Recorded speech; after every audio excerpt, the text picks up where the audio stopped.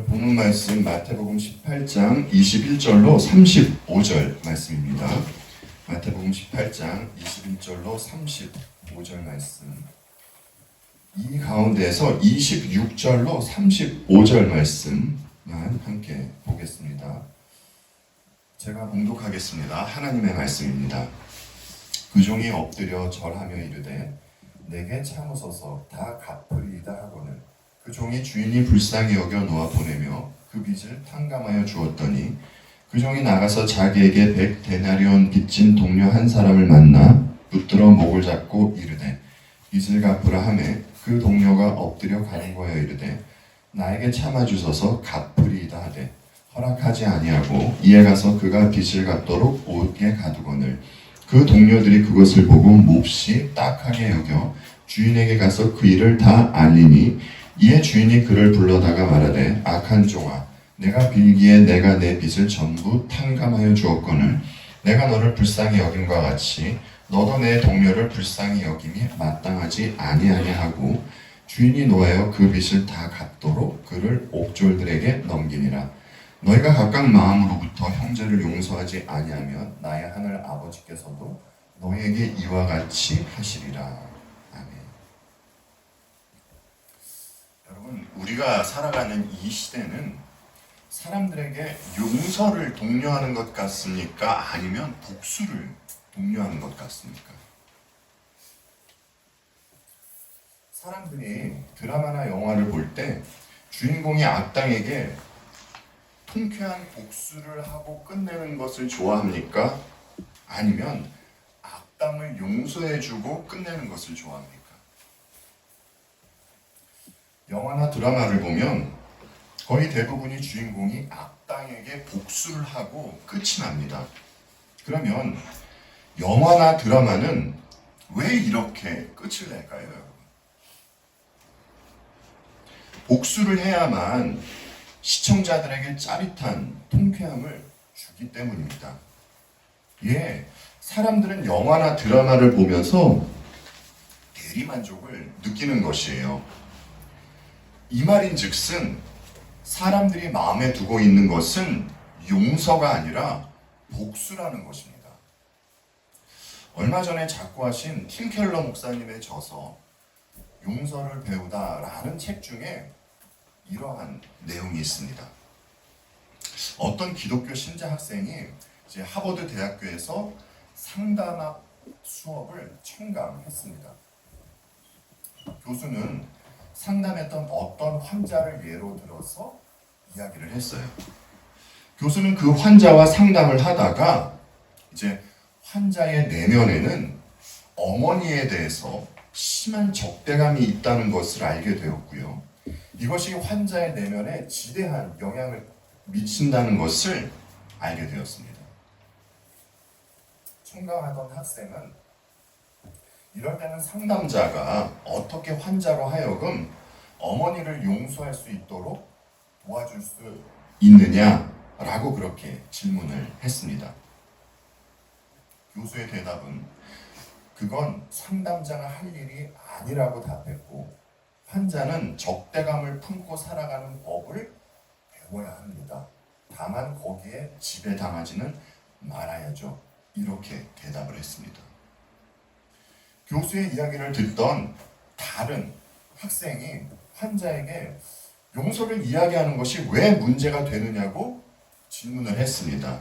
이에 대한 교수의 답변은 용서에 관한 여러분의 가치관을 여러분이 가지고 있는 그 용서에 대한 생각을 환자에게 강요하지 마세요 였습니다.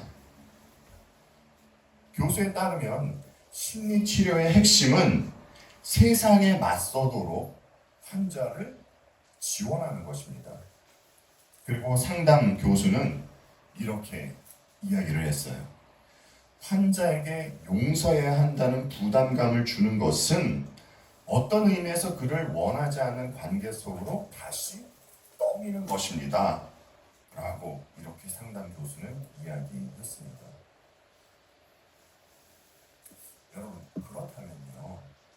이 교수가 예수님께서 말씀하신 오늘 본문을 본다면 그는 어떤 반응을 나타낼까요? 예수는 피해자에게 용서를 강요하는 이로 그렇게 보일 것입니다.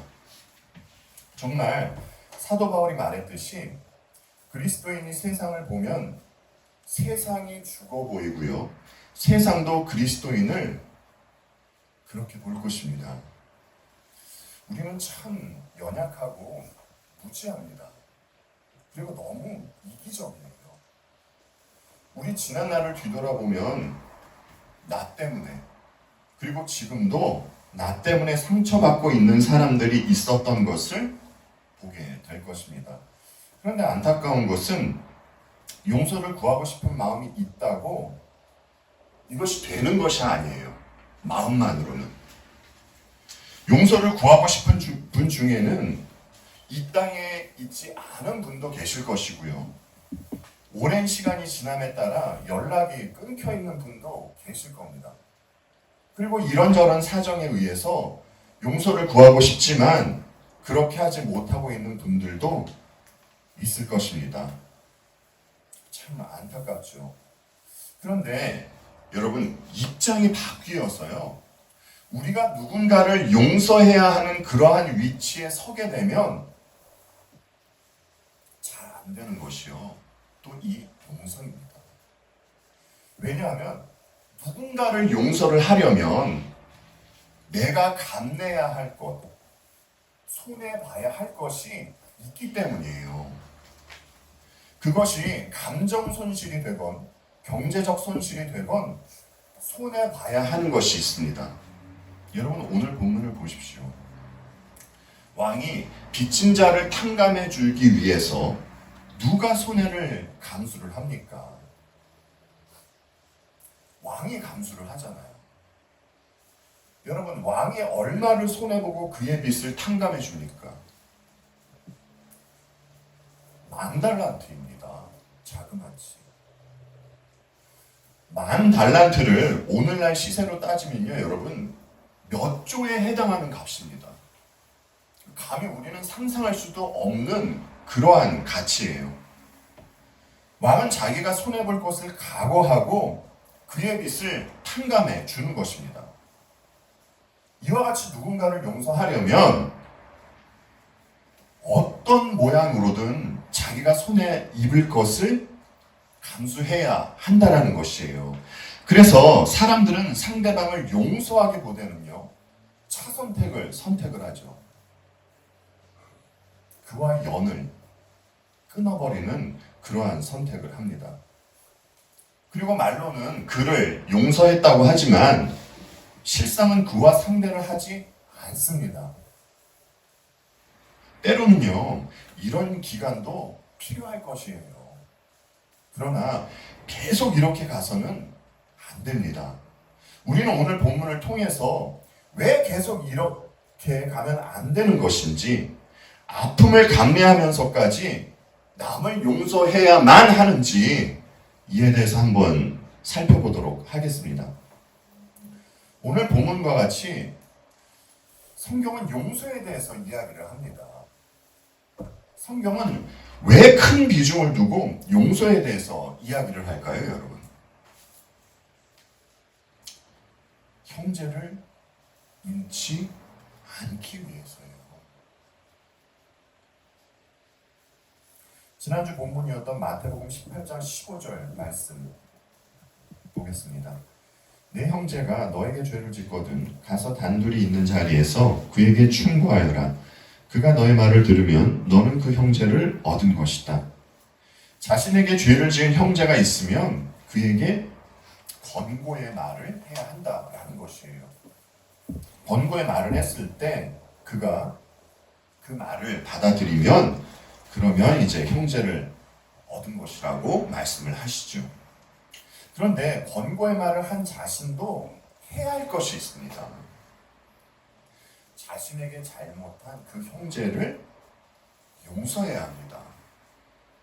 그런데 이제 자칫 잘못하면 이 부분에서 이제 문제가 생길 수 있습니다. 우리는 누군가를 용서하면서 그것을 카운트하면 안 된다는 것이에요. 너 이번엔 내가 봐줬다. 이러면 안 된다는 것입니다. 그것을 카운트한다는 것은요, 여러분, 사실 상대방을 용서하지 않았다는 증표예요. 여러분, 자기가 남을 용서한 것을 왜 카운트하며 세는 것입니까? 가만히 생각해 보십시오. 이것은요, 내 의의를 쌓기 위해서예요. 그리고 내 할 도리 다 했다라는 것을 내 자신에게 각인시키기 위해서입니다. 여러분, 유대인의 선생 랍비들은요, 용서에 대해서 이야기를 했을까요? 안 했을까요? 예, 했습니다. 그러면 그들은 용서에 대해서 어떻게 이야기를 했을까요? 랍비들은요, 횟수를 정하고 같은 사람을 용서하긴 용서하되 3번은 넘기지 말라고 이야기를 했어요. 이게 그들의 가르침이었습니다. 이런 배경 하에서 오늘 베드로가 주여 형제가 내게 죄를 범하면 몇 번이나 용서하여 주리이까? 7번까지 하오리이까? 라고 한 것인데, 베드로가 이렇게 말한 것은요, 나름대로의 너그러운 마음으로 자신이 할 수 있는 최대치를 말한 것이에요. 이렇게 이야기하면 예수님께서 칭찬해 주실 줄 알고 그는 이렇게 이야기한 것입니다. 그런데 주님은 이렇게 말씀을 하시죠. 7번뿐 아니라 7번을 70번까지라도 할지니라. 여러분, 이 말씀이 의미하는 것이 무엇입니까? 횟수를 정하지 말고 계속 용서하라는 것이에요. 성경이 우리들에게 용서에 대해서 말하는 이유는 우리가 바로 이 용서를 받고 있는 자라는 것을 알려주시기 위해서예요. 우리는 우주가 창조되기 전부터 하나님께 택함받은 것을 믿습니다. 여러분, 이 사실 다 믿고 계시죠? 그러면 하나님은 왜 어떤 우리만 창세 전부터 택하셨습니까? 하나님은요, 창세 전부터 내가 택한 그들을 용서하겠다라고 다짐하셨기 때문이에요. 이런 말을 하면 이제 하나님은 공평하지 않은 하나님이 아니냐고 이렇게 반문하는 이들이 있습니다. 그런데 여러분, 사도 바울이 뭐라고 이야기를 했습니까? 로마서 9장 말씀입니다. 이 사람아, 내가 누구이기에 감히 하나님께 반문하느냐? 지음을 받은 물건이 지은 자에게 어찌 나를 이같이 만들었느냐 말하겠느냐? 토기장이가 진흙 한 덩이로 하나는 귀 쓸 그릇을 하나는 천이 쓸 그릇을 만들 권한이 없느냐? 어떤 이들은 하나님을 불공평한 하나님이라고 이야기합니다. 그런데 이들이 간과하고 있는 것이 있어요. 하나님은요, 여러분, 사람들을 반드시 용서하셔야만 하는 의무가 없으십니다.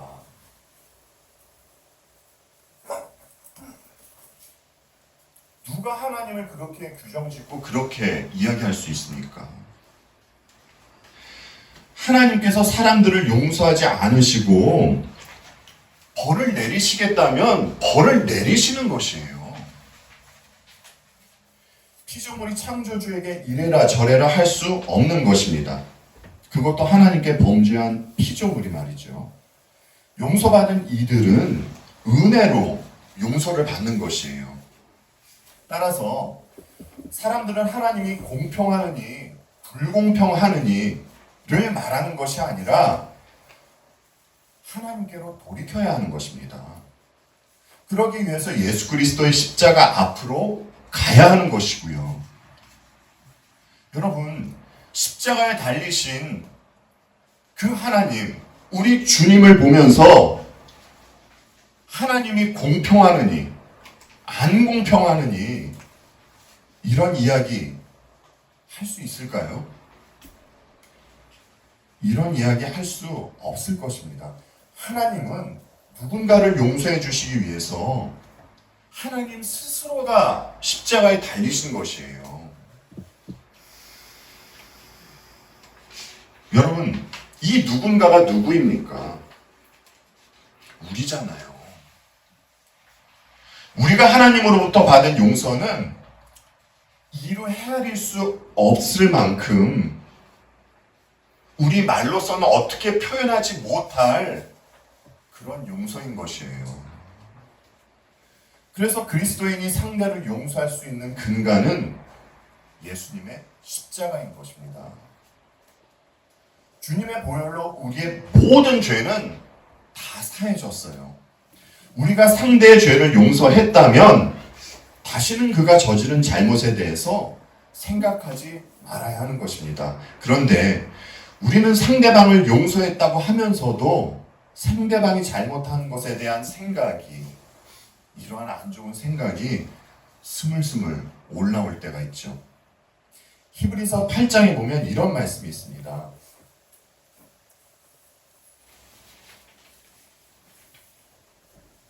내가 그들의 불의를 긍휼히 여기고 그들의 죄를 다시 기억하지 아니하리라 하셨느니라. 여러분은 매일 기도하며 하나님께 나아갈 것입니다. 여러분, 우리에게 어떤 마음이 있기 때문에 우리는 하나님 앞으로 담대히 나아갈 수 있는 것입니까? 하나님께서 우리의 죄를 용서하셨다는 믿음이 있기 때문에 그래서 하나님 앞으로 나아갈 수 있는 것이잖아요. 방금 읽은 히브리서 이 8장 12절 말씀을 보시면 그들의 죄를 다시 기억하지 아니하리라 이렇게 되어 있는데, 이 말씀이 우리에게 큰 위로를 줍니다. 왜냐하면 이 말씀은 하나님의 용서가 십자가로 말미암아 온전히 완성되었다라는 것을 의미하기 때문이에요. 하나님께서 우리에게 하신 용서는요, 절대로 취소되지 않는 용서입니다. 우리가 살아가다 보면 가끔 우리는 그 슬픔에 빠질 때가 있어요. 여러분, 믿음이 너무 좋으면 슬픔에 빠지지 않을까요? 여러분, 오히려요, 믿음이 너무 좋아서 슬픔에 빠질 때가 있습니다. 상대방이 내 마음을 헤아려 주지 못할 때 이제 슬픔과 같은 감정을 느끼죠. 여러분, 한 번씩, 한두 번씩은 다 느껴보셨을 겁니다. 그런데 우리는 때로 하나님의 마음을 조금도 헤아리지 못할 때가 있는 것 같아요. 여러분에게 큰 잘못을 한 사람이 있다고 한번 가정을 해보자고요. 그 사람 때문에 여러분의 마음이 정말 갈기갈기 다 찢어지고 여러분의 마음이 무너져 내렸습니다. 그럼에도 불구하고 여러분은 그 사람을 용서해 주었어요. 진실로요. 그런데 상대방은 여러분이 한 용서를 믿지 못합니다. 그러면 여러분의 마음이 어떻겠습니까? 또 무너져 내리시겠죠. 여러분, 이 일을요, 성경의 인물 중에 누가 겪었냐면 요셉이 겪었어요. 요셉은 형들 때문에 험한 세월을 보내지 않습니까? 오랜 세월이 흘러서 애굽의 총리가 된 요셉이 형들을 만나게 되죠. 요셉은 형들이 자기에게 한 짓을 진심으로 용서해 줍니다. 요셉이 형들을 용서해 줄 수 있었던 것은 자신이 당한 그 모든 일이 하나님의 섭리하에 이루어졌다라는 그 사실을 깨달았기 때문이에요. 그리고 이제 요셉의 아버지 야곱이 죽죠. 이때 요셉의 형들은 요셉에게 이런 이야기를 합니다.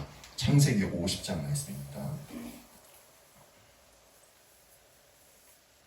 요셉의 형제들은 아버지를 여의고 나서 요셉이 자기들을 미워하여 그들에게서 당한 온갖 억울함을 암가품하면 어쩌하나 하는 생각이 들어서 요셉에게 전가를 보냈다.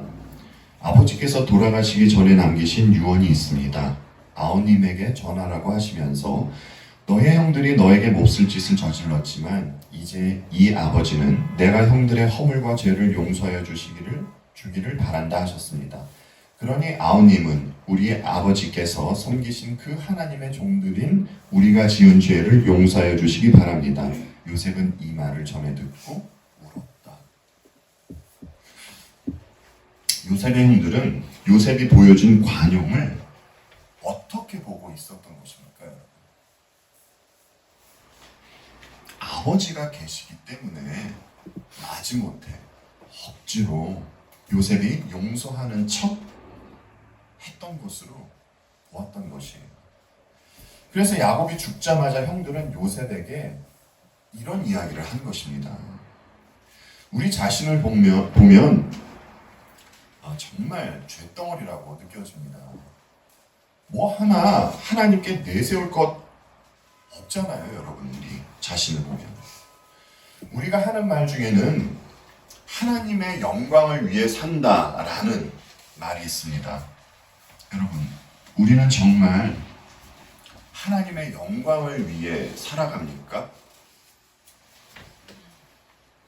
여러분, 아침에 일어나셔서 하나님께서 오늘도 나에게 귀한 하루 허락해 주셨는데 하나님의 영광을 위해서 오늘 내가 살리라 다짐하고 그렇게 생각하고 하루를 살아가시는 분 계시나요? 예, 몇 분 계실 것으로 생각합니다. 그런데 우리는 여전히 내 감정, 내 뜻, 내 생각, 나를 위해서 살아가지 않습니까? 우리는 얼마나 주위 사람들에게 상처를 주며 살아갑니까, 여러분? 자기가 상처 주고 남 탓하죠, 또 그러고. 어쩔 때는 사랑이라는 이름으로 상처를 주기도 합니다. 하나님은 이렇게 죄악된 우리를 용서해 주셨고 지금도 매일매일 용서해 주고 계신 것이에요. 하나님은 자기밖에 모르는 나를 왜 용서해 주시고 왜 사랑해 주시는 것입니까, 여러분? 우리는 주님 안에 있기 때문이에요. 하나님은 나를 보시고요. 내 행위를 보시고 그리고 나를 용서해 주시는 것이 아닙니다. 하나님은 예수 그리스도를 보시고 주께서 하신 일을 보시고 나를 용서해 주시는 것이에요. 그럼에도 불구하고 우리는 마치 이 요셉의 형들처럼 내 행위를 근거로 해서 하나님께서 베풀어 주신 긍휼을 의심할 때가 있습니다. 여러분, 우리가 하나님 앞에서 죄를 짓는 것 잘못입니다. 하지만 더 큰 잘못은요, 하나님께서 우리를 용서해 주셨음에도 불구하고 그 선하신 하나님의 용서를 의심하는 것, 이것은 정말 우리가 무서운 잘못을 하는 것이에요. 우리가 계속 이제 용서에 대해서 살펴보고 있음에도 사실 잘 되지 않는 것이 용서입니다. 용서가 잘 되지 않는 이유는 뭐 여러 가지가 있을 것이에요. 그런데 그 중에서 가장 큰 이유는요, 용서를 잘못 이해하고 있기 때문입니다. 여러분 자신을 생각해 보십시오. 누군가 여러분에게 잘못을 했습니다.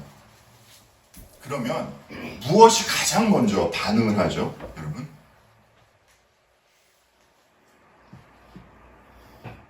감정이 반응을 하잖아요. 감정. 그래서 지금 내 안에 있는 이 감정이 완전히 정리가 되면 그때 용서하리라 이렇게 생각을 하죠. 사람들은 상대에 대해서 내 마음에 아무런 불편이 없는 것을 비로소 용서라고 그렇게 생각을 하는 것 같아요. 이렇게 생각하기 때문에 용서가 어렵다고 느껴지는 것이고요. 혹자는 절대 용서할 수 없다고 말하는 것입니다. 예, 자신의 감정에 따라서 용서를 하려면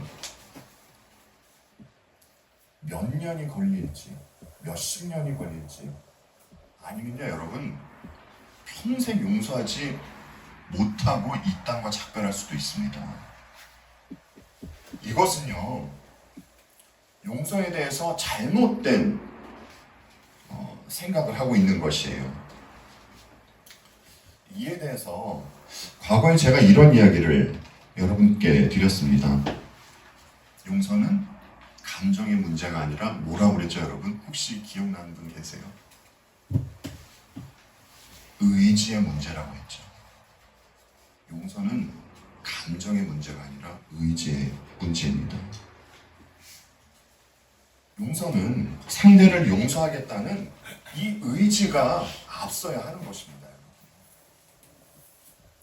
여러분, 다윗을 한번 보자고요. 다윗이 자신을 죽이려 하는 사울을 여러 번 살려주지 않습니까? 다윗은 사울을 용서하고 있었기 때문에 그를 살려줄 수 있었던 것이에요. 자, 그런데 이 부분에 있어서요, 여러분, 중요한 것이 있습니다. 다윗이 사울의 살기를 피해서 도망 다니기 전에 그는 누구로부터 기름 부음을 받죠? 선지자 나단을 통해서 기름 부음을 받습니다. 다윗은요, 하나님으로부터 은혜 입었다는 것을 경험한 것이에요. 그런데 이런 다윗이요, 자신의 코앞에서 원수가 자고 있는 것을 봤습니다. 이 원수는 틈만 나면, 기회만 생기면 나를 못 살게 굴려고 하는 원수가 아니라 나를 죽이려고 하는 원수예요. 다윗은요, 그 원수를 보고요, 힘들이지 않고 칼 한 번 휘두르면 그 원수에게 복수할 수 있습니다. 그럼에도 불구하고 다윗은 원수 사울을 용서하고 계속해서 살려줍니다. 여러분, 다윗이 왜 그러는 것입니까? 사울을 죽이면 혹시나 뒤끝이 좀 찜찜할까 봐서, 누구로부터 복수를 당할까 봐, 그래서 사울을 살려준 것인가요? 그는요, 자신이 하나님으로부터 은혜 입은 자라는 것을 늘 염두에 두고 인식하고 있었기 때문입니다. 그런데 여러분 보십시오.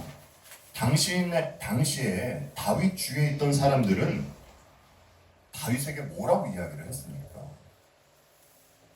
사무엘상 26장 말씀 보겠습니다. 아비새가 다윗에게 자청하였다. 하나님이 오늘 이 원수를 장군님의 손에 넘겨주셨습니다. 제가 그를 당장 창으로 찔러 땅바닥에 박아 놓겠습니다. 두 번 찌를 것도 없이 한 번이면 됩니다. 그러나 다윗은 아비새에게 타일렀다.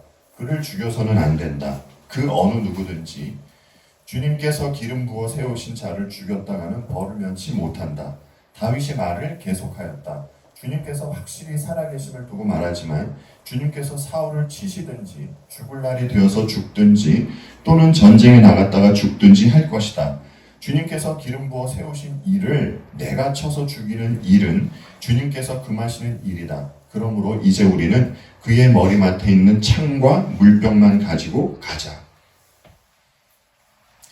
다윗 주위에 있던 사람들은요, 여러분, 사울을 죽이자고 했어요.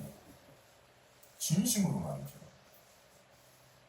다른 말로 해서 그들은 사울을 용서하지 말자라는 것이었습니다. 복수하자는 것이죠. 상징적인 것이지만요, 하나님으로부터 기름 부음을 받은 자와 그렇지 못한 자의 차이점을 보여주고 있는 것입니다. 환원하자면 하나님으로부터 은혜 입은 경험이 있는 자들은 상대방을 용서할 수 있고, 은혜 입은 경험이 없는 자들은 상대방을 용서할 수 없다라는 겁니다. 방금 읽은 10절 말씀을 보십시오. 10절 말씀이 무슨 뜻이에요? 신약의 말로 하자면 너희가 친히 원수 갚지 말고 하나님의 진노하심에 맡겨라 라는 겁니다. 원수 갚는 것은 하나님의 일이지 우리의 일이 아니라는 것이에요. 하나님은 하나님께서 하신 일이 있고 우리는 우리가 해야 하는 일이 있는 것입니다. 그런데 우리가 해야 하는 것은 복수가 아니라 용서라는 것입니다. 우리는 이에 대해서 지금 말씀드렸듯이 다윗과 사울을 통해서 볼 수 있는 것이고요. 여러분, 성도는요, 흑암의 나라에 있다가 그 어두운 나라에 있다가 빛의 나라로 옮겨진 빛의 자녀들입니다. 그런데 남들을 용서하지 않고요, 계속 분노에 갇혀 산다면 그는 어둠 속에 있는 자예요. 이거는 제 얘기가 아니라 사도 요한이 성경을 통하여 하신 말씀입니다. 우리가 상대방을 용서하기 위해서 먼저 있어야 하는 일이 있습니다. 우리가 먼저 하나님으로부터 용서받은 일이, 이 일이 진심으로 믿겨져야 하는 것이에요.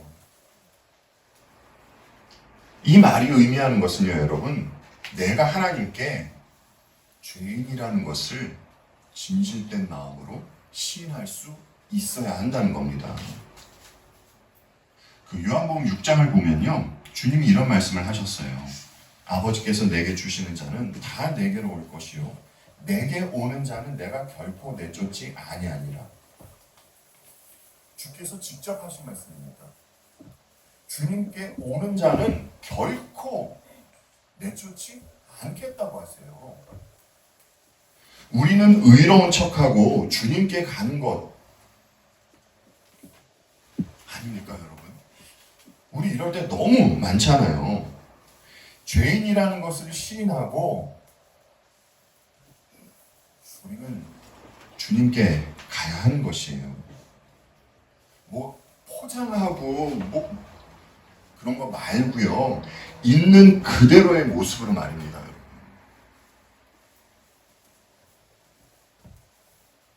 그런데 우리의 본성은 아담의 후손으로 태어나서 내가 내 힘으로 무화과 나무 잎으로 뭘 만들어서 그리고 하나님 앞에 가려고 하는 이런 어처구니 없는 모습이 계속 나온다는 것이에요. 여러분, 우리 있는 그대로의 모습으로 하나님께 나아가야 합니다. 그러면 주께서 약속하셨잖아요. 그러면 주님은 결코 내어쫓지 않는다고 하십니다. 아니, 주님은 내가 의인을 부르러 온 것이 아니라 죄인을 부르러 왔다고 하는데도 자기는 의인이라고 포장을 하고 그러고 주님께 나가려고 한단 말입니다. 그리고 진짜 있는 그대로의 모습으로 주님께 나가려 하는 이들 또한 또 뭐라고 하고요. 사도 요한은 이런 말도 했습니다.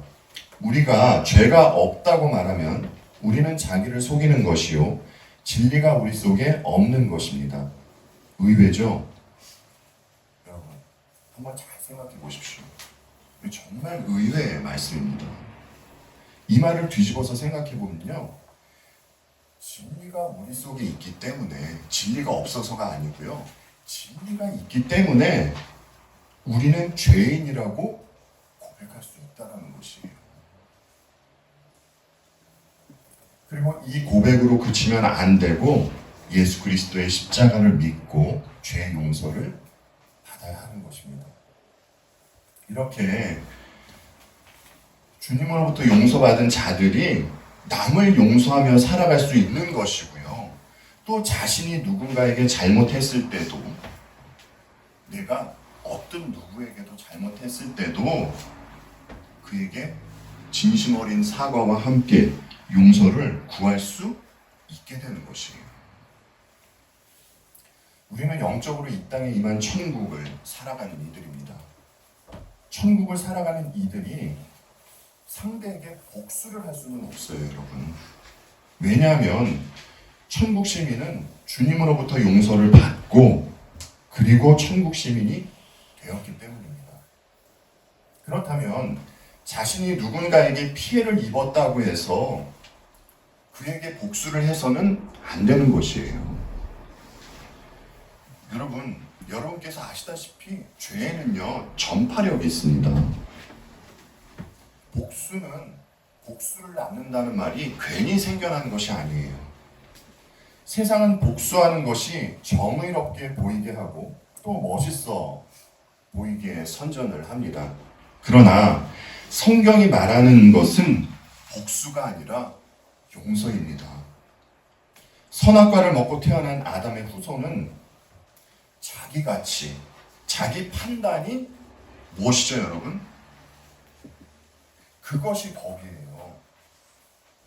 죄인에게 법이 하는 역할은 용서나 관용이 아니라 형벌입니다. 그래서 거듭나지 않은 이들이 그토록 복수를 좋아하는 것이에요. 차치하고요, 우리는 상대를 용서할 때에 조심해야 할 것이 있습니다.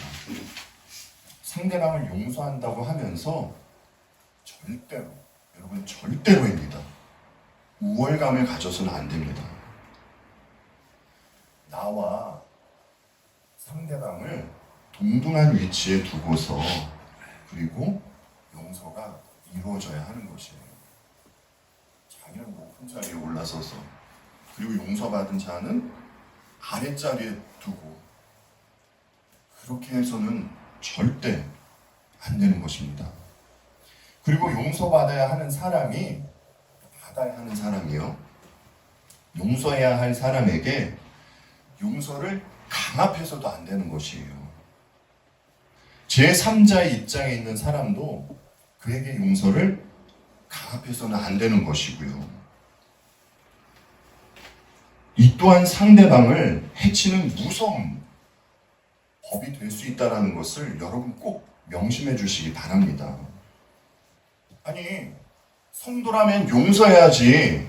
왜 용서 안 해? 당신 은혜를 몰라서 그런 거 아니야? 이렇게 다그치듯이 그렇게 말하면 안 된다는 것이에요. 여러분, 우리 다 경험해 봤잖아요. 상대방을 용서하기 위해서 그 용서할 사람은 속에서요, 전쟁을 하고 있습니다. 전쟁을 하고 있어요. 근데 옆에서 그렇게 이야기해야겠습니까? 그건 절대 하나님께서 원하시는 것도 아니에요. 아까 말씀드렸듯이 용서하는 것은요, 내가 손해보는 것이라고 느낄 수도 있을 것입니다. 그러나 내가 용서하는 것은 내가 용서받았다라는 것을 진심으로 믿겨지기 때문에 그래서 할 수 있는 것이고요. 또 여러분, 우리는 혼자가 아니잖아요. 외부의 도움이 있기 때문에 우리가 상대방을, 나에게 잘못한 일을 용서할 수 있는 것입니다. 사실 우리 혼자의 힘으로는요, 절대로 남을 용서할 수가 없습니다. 성령 하나님의 도우심이 있을 때, 그때 가능하게 되는 것이죠. 그래서 우리는 기도하고 성령님의 도우심을 구하는 것입니다. 여러분, 아주 어려운 문제 하나 내볼게요. 우리 교회 이름이 무엇입니까? 너무 어려우셔서 대답을 못하고 계십니다. 우리 교회는 베리트 개혁 장로교회입니다. 베리트의 언약의 뜻이 무엇이죠, 여러분? 언약이죠, 언약. 언약에는요, 행위 언약도 있고 은혜 언약도 있습니다. 여러분, 행위 언약과 은혜 언약의 가장 큰 차이점이 뭔 줄 아세요? 언약은요, 여러분, 혼자서 맺을 수는 없는 것이잖아요. 상대가 있어야 해요. 언약은 두 존재가 맺는 것입니다. 그런데 언약이 파기될 때는 한쪽에서 저주와 죽음을 당해야 합니다. 언약 체결에 이러한 사항이 있어요. 행위 언약에서는요, 그 저주를 죄를 범한 우리가 받아야 했던 것이었고요. 은혜 언약에서는요, 그 저주를 하나님께서 받으신 것입니다. 그러니까 죄는 우리가 짓고 저주는 하나님께서 받으셨다는 것이에요. 여러분, 이것이 무엇입니까? 이것이 십자가잖아요. 우리는 은혜 언약 아래에 있는 자들입니다. 잘못은 우리가 했음에도 불구하고 저주는 하나님께서 받으셨어요. 여러분, 우리 모두 이것을 믿으며 신앙생활하는 것 아닙니까? 그렇다면 만약 여러분에게 용서해야 할 대상이 있다면요. 그러한 대상이 있다면 내가 받은 은혜를 생각하며 상대방을 용서하는 것이 어떻겠습니까, 여러분? 상대방을 용서해야 여러분 내 자신도요 자유할 수 있어요. 우리에게 주어진 생애는 어쩌면요, 여러분, 이 용서를 우리의 인생을 통해서 배워가는 기간이라고 볼 수도 있을 것입니다. 여러분, 지금 당장 누구를 용서해야 되는데 용서가 잘 안 되신다면 포기하지 마시고, 그래, 내가 언젠간 이 사람을 꼭 용서하겠다라고 의지를 내보십시오. 누군가 여러분에게 잘못했을 때 그를 용서하는 것으로 말미암아 예수 그리스도의 십자가로 인하여 우리가 용서받은 것을 그렇게 증명하며 또 이 땅에 임한 이 천국 백성으로 아름답게 살아가는 저와 여러분이 되기를 바라며 오늘 말씀을 마치도록 하겠습니다. 기도하겠습니다.